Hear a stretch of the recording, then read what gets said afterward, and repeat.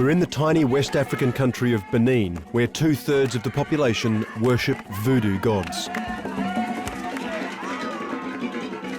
Here in Segbehe, an ancient law enforcement ritual is underway.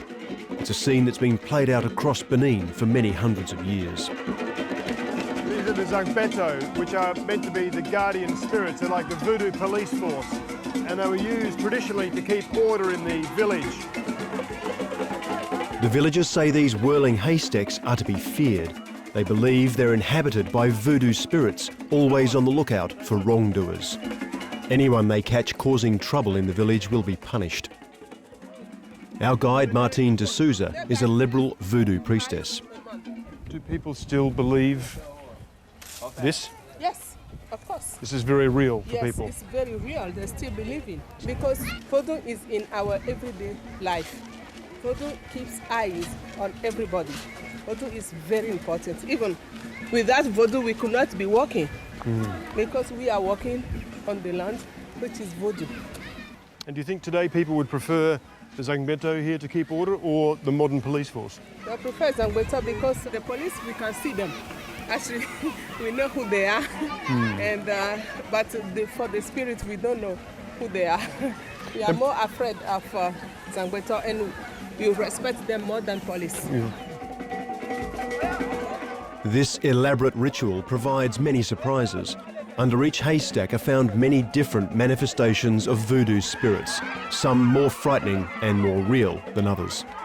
From a young age, children are taught to fear voodoo as a mysterious and powerful force.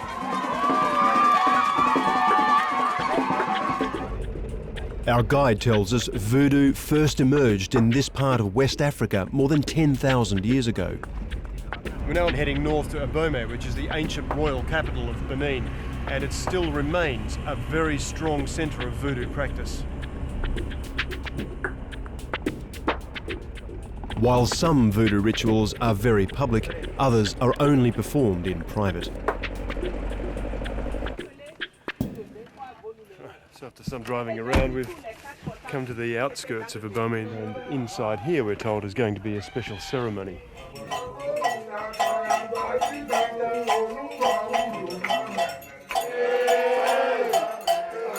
Some ceremonies are designed to bring good fortune, but others aim to harness voodoo's power to hurt rivals and enemies. This is a rarely filmed ritual. I'm told it's voodoo self-defense and aims to kill anyone trying to hurt the people in this room. Tradition demands everyone present must remove their shirt. The last song here was to tell the spirits what to do, to send the message to go and kill somebody. Martine tells me the idea of sacrifice is central to voodoo belief. In this ceremony, the spirits are offered fresh animal blood.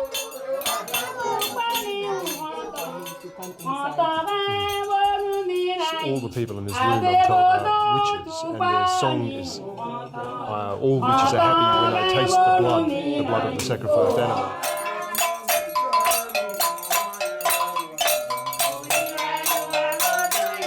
The voodoo priest eats the raw, congealed goat's blood to enhance his power.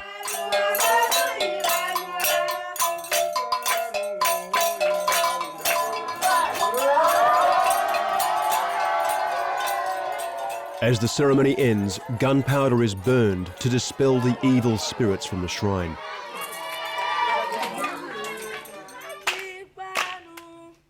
Outside, children sing a song of welcome, but it's been unsettling to see them take part in what is effectively a ritual for murder.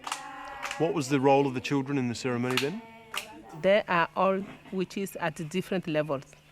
That's why they all have to participate. And it's also for them to be learning. Are they being taught about voodoo all the time, or do they go to somewhere special to learn? When they reach a certain level, they'll have a very specific training. I'm told that training takes place in what are called voodoo convents, and there are thousands of them in villages across the country. So this is one of the oldest voodoo shrines and convents in Abomey. Gin is poured to appease the voodoo spirits. A series of blessings and offerings to the spirits as we enter the area. Bonsoir. Here, children are taught voodoo's secrets. We've been invited in to meet the chief trainer and the chief priest, and a stream of these young children just walked in, and some of them looked to me to be possibly 2, even 1 years old. And the one child sitting on the chair, I'm told, is a high priest because she has a big spirit. Na is the high priestess here. She tells me for voodoo to survive, it needs new recruits. It needs children. So the children who are trained here in the convent, once they leave, they are seen to be powerful by the communities, and they continue the religion of voodoo outside here, and then when the older people die here, they'll come into the shrine and take the positions. She told me none of the children go to school while at the convent. I was intrigued by the young girl on the stool. Hello. Bonsoir. Na told me her name is Mirabelle. She's 3 years old. This is Mirabelle's mother. Now, clearly Mirabelle, even to the untrained eye, looks like she's mentally handicapped. Why did you bring Mirabelle here? Why not to a doctor? She didn't have money to go and take her to a hospital. So they went to a diviner and they realised that the problem needed voodoo attention. Do you still have to pay, though, for the initiation here for Mirabelle? It will cost her about £200, 5 years of her earnings, to pay for Mirabelle's initiation. That's a lot of money to pay. What happens if you can't pay?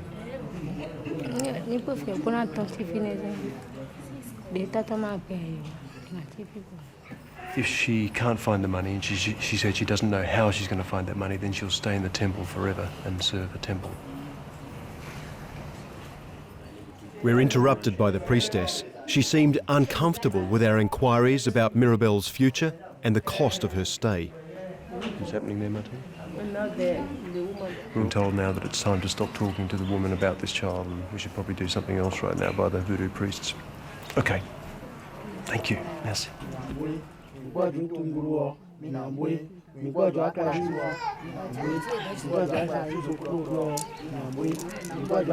Voodoo demands donations for every ceremony.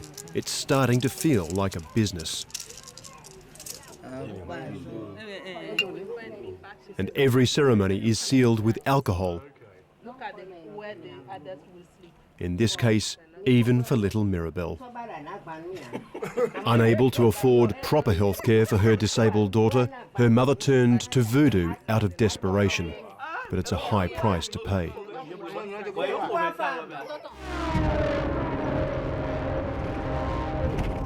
Benin is cripplingly poor. The UN says that more than half the population scrape by on less than £1 a day. We're now heading further north into one of the poorest parts of Benin.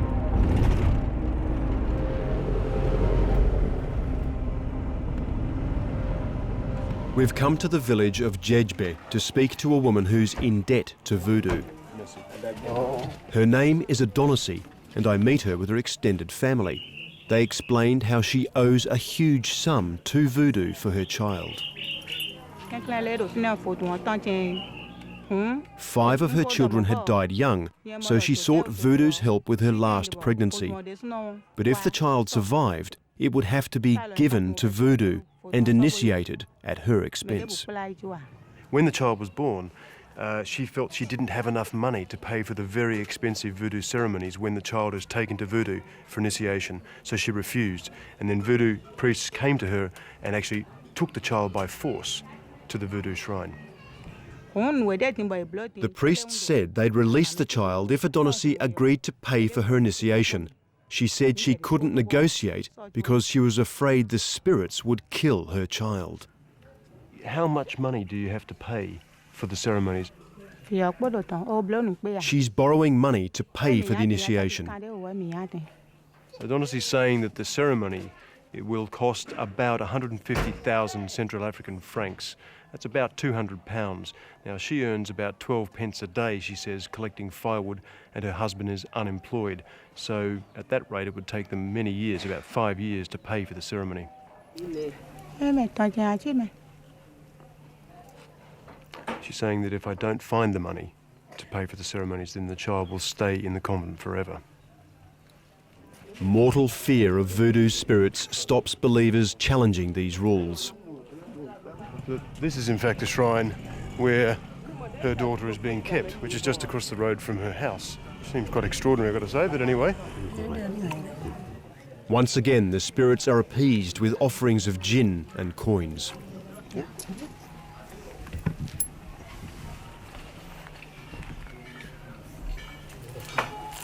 It's an entrance fee Adonissi can't normally afford, but we pay and she slips into the back of the crowd of assembling devotees. To come into the Voodoo convent, we've just made 2 very small donations, but it's the equivalent of at least 2 months' firewood collection for Adonissi. 3 voodoo initiates leave their sacred quarters to come and greet us. In the 5 months since she's been here, Adonissi has not been allowed to speak with her daughter, nor will she until her daughter leaves the convent. The small girl, that's the one the mother's just pointed out to me, is her daughter. This is the convent's chief voodoo priest. He said the money doesn't go to him. It's used to buy expensive ceremonial ingredients, such as gin, goats and jewellery. Do you think, as the head of the convent, that it's right that when people are facing so much hardship in getting the money to pay for their children, do you think it's right that this continues?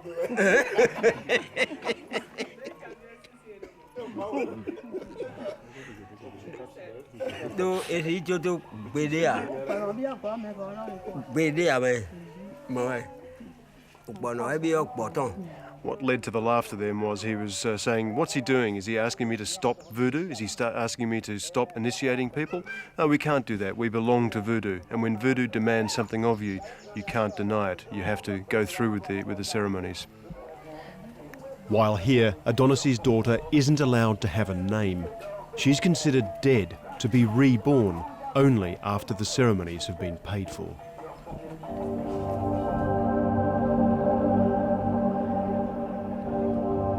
Voodoo's practiced all over Benin, but its demands are forcing some families to take drastic action. One of the ways families deal with the extreme poverty here in Benin is to send their children away from home to find work. And we're going to a part of the country further north here where this is very common practice. Arid land, rapid population growth and poor education have created Benin's crushing poverty. But it's becoming clear to me that the cost of voodoo often makes it worse. As well as being a voodoo priestess, Martine is a child rights activist who wants to stop children being trafficked for money. Here they have many wives, a lot of children, and they are very poor. So to solve their problems, they prefer to send the child away. And what do you try and do out here? Up here, I'm trying to do public awareness. Most of this population, they know nothing about the child mistreatment. I've been told that voodoo initiation often ends a child's formal education because the parents can't then afford to keep sending them to school. We were just driving past and we noticed it looks like an open-air school, so we've come in to have a look. Only 1/3 of Benin's people can read and write, one of the lowest literacy rates in West Africa. Yet some parents still spend money on voodoo instead of school.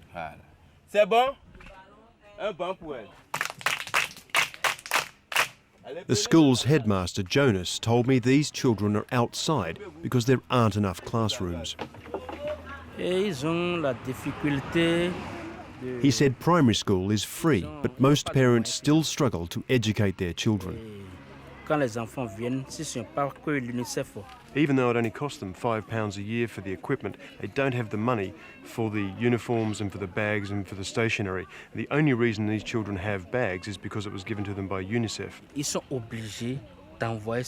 Jonas said the cost of voodoo made poverty worse. Many parents prefer to send their children away to work because it's the poverty, they need the money, and they want to send the children away so they can make money to buy a car, to live, and even to pay for ceremonies, for voodoo ceremonies. So you mean that the parents, some parents, have to send their children away for work to pay for voodoo ceremonies? He confirmed that some parents send their children away to work to pay for expensive rituals. That night we go to a nearby village. Martine has a message for the villagers.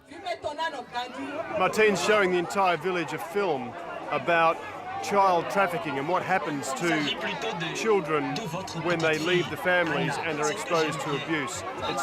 She's trying to send out a warning to them to stop doing it. The film shows the story of a young girl sold by her parents and sent to work in the city.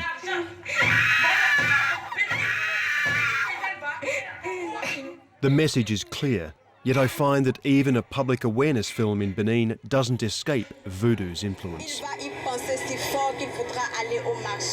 Her little friend comes from the village to save her with the assistance of the mermaid god, another of the voodoo spirits.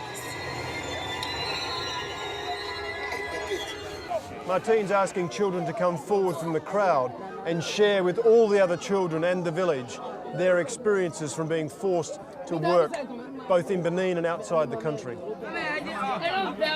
Christine told me when she was just 14, her parents effectively sold her to work as a servant for a trader in the main city of Cotonou. Christine says it was very difficult for me. I was alone, I was being beaten up, I wasn't getting paid any money. All I could think of was home, until eventually my parents did actually send someone to come and get me. But that was after 4.5 years.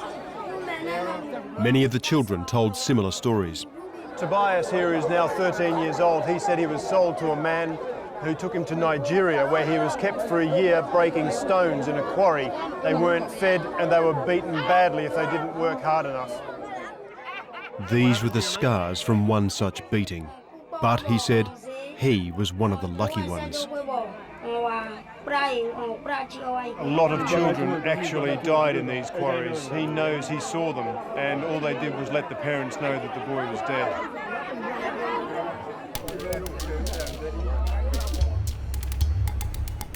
UNICEF says every year in Benin, 40,000 children are sold into what amounts to little more than slavery, many to pay for voodoo. I've come to the capital, Porto Novo, to track down some of those behind the trade. So after some work we finally found this place, and it's very nondescript, tucked away down a back street. You wouldn't even know it was here, but we're told this is a major centre of child trafficking and placement for labour. Bonjour. Eric Abu is a people broker and seems surprisingly happy to talk. He showed me his logbook of trafficked children. The last entry was just this month. Togolese. Eric has just brought out dozens of photographs of all the people, the girls particularly, who've gone through this place, and he says that over the years we've placed or trafficked more than 3,000 children.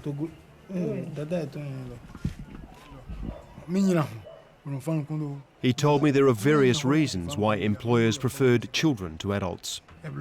He says it falls into a couple of categories where they either want the children because they can train them well, or if they've got a bad temper, they can't beat an older person, so they'd prefer to take a child. Eric, we've been in places where parents are struggling to pay for voodoo ceremonies. What connection is there, do you think, between the parents who need to place their children and them having to pay for ceremonies? Eric told me in many cases the money goes directly to voodoo priests because the families need to pay for expensive voodoo ceremonies.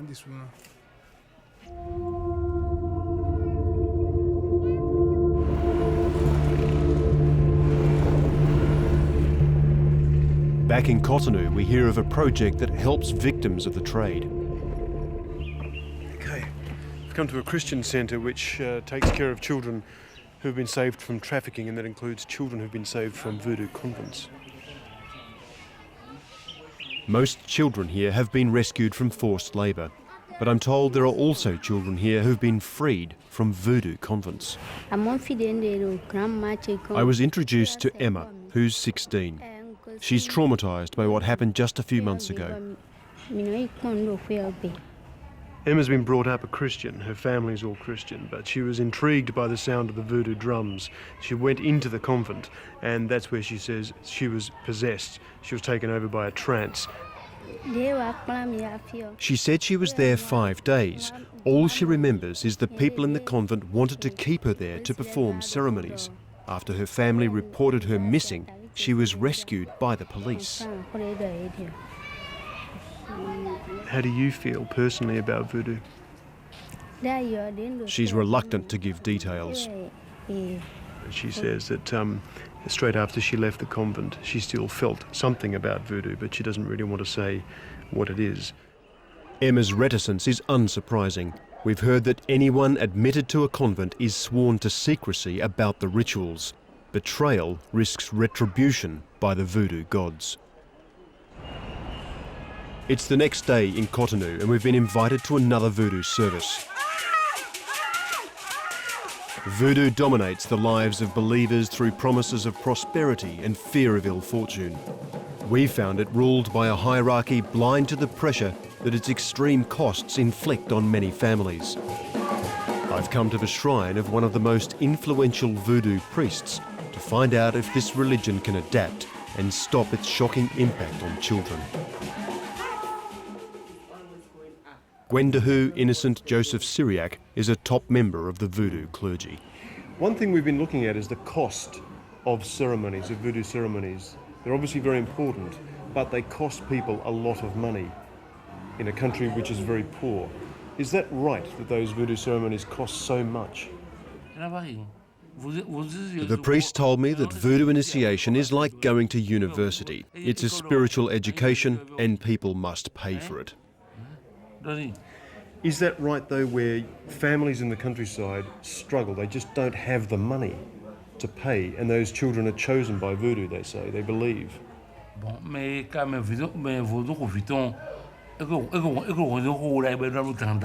You're saying that really it's the fault of the parents, that if they, when the child was born, they would have known that child was to be dedicated to voodoo, and they should have prepared bit by bit for the voodoo ceremony.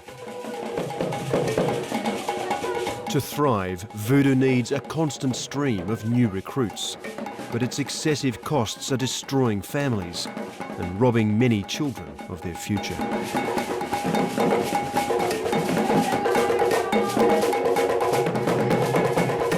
Thanks for watching this classic Unreported World episode. Click the logo to subscribe for more award-winning documentaries from the Unreported World team. We upload videos every Wednesday and Sunday, keeping you up to date with content from all over the world.